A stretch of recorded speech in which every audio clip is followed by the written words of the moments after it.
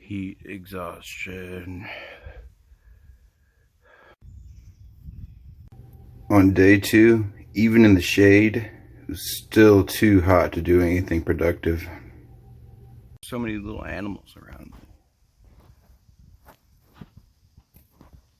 Most of them sound small, like squirrels and raccoons. But every now and then, I hear a big one. And the darker it gets, the more often that happens, and I don't know. It's exciting.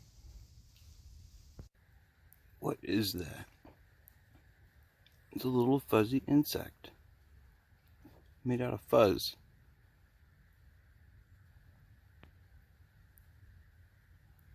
It's day 3 of camp and crawl.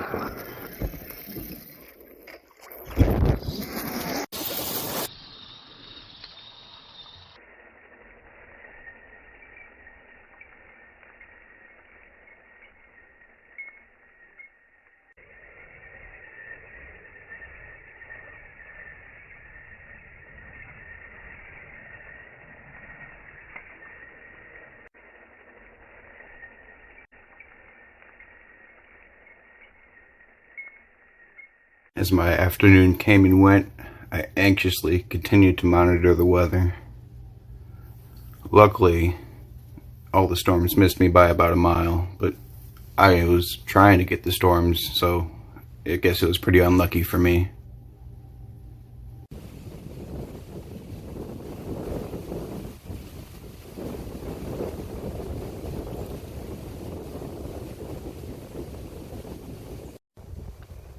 I I've been keeping track of the weather. The weather's about to get pretty bad here in a couple hours. Up ahead of me, I saw a video about 70-mile-an-hour winds. So I went ahead, battened down the hatches. First night here, I just had this cover on there. It did alright, and it stormed, but I got a couple drips on me. Tonight I'm going to double it up. Nice and sturdy. All the stakes in.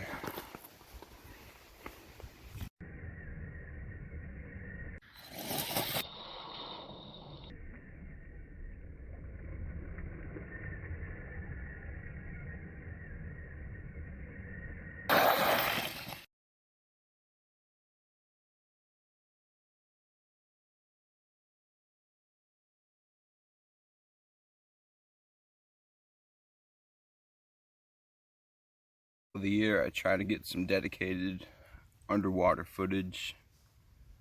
It is the driest year we have in like 10 years.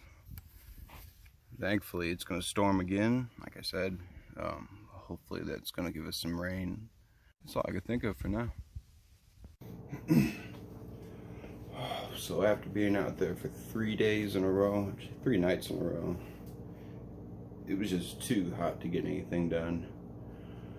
I was all by myself. Maybe if I would have had a little bit of help, it might have gone better, but by the time you do anything, you're just sweating to death. I fought heat exhaustion the whole time. It only rained one time, and there was lots of promising storms that never came through. Yeah, it was just too hot. I did manage to get some footage, and I did scout around. I found a few really sweet spots, but it was just unproductive overall.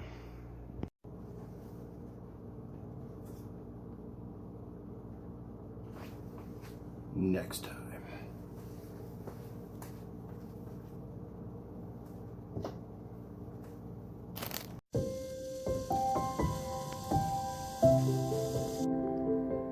Let's do this. I also gotta come back up these.